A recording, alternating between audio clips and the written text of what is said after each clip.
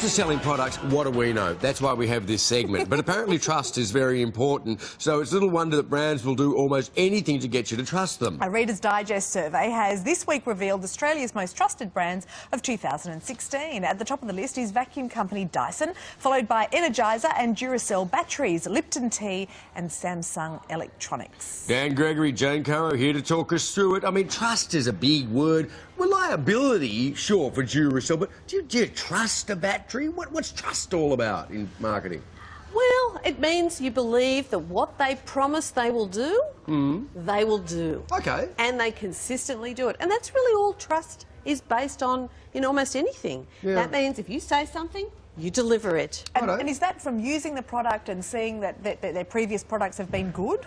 Oh, look, I think that's part of it. And if you have a look at some of the trusted brands, there's also a sense of nostalgia about them. That we feel a warm feeling about them. But I think the other thing, and the shift in the way trust is developed today, is about how do you handle when something goes wrong. Yes. I think if you're able to be honest and be straight and actually control a crisis, that's when trust really increases in brands. Well, it's interesting, isn't it? Because, you know, some of the brands that make the top of the list, you know, have had some difficult issues. For example. Samsung, for example. Qantas, for example.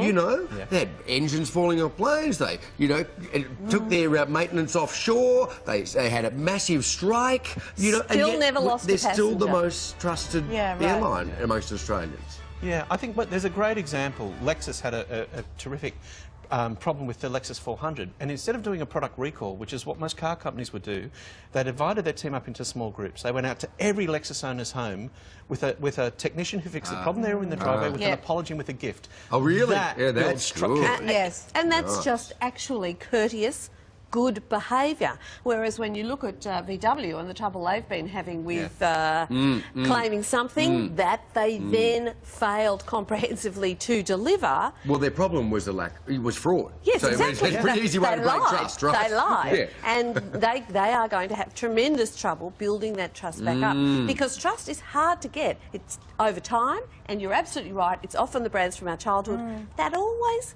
give us what they say they'll give us over time, and it's very easy to lose. It seems very appropriate that Reader's Digest should do this, given how trustworthy you would assume. Well, you can trust them to just about stuff up any shortening of any great literature, but yes. Okay, so Reader's Digest might not make your list, but might hear your list next week. Thank you both, Dan, Jane. Thank you. Good to see you. You always trust them to brighten up a dentist's waiting room, Jane.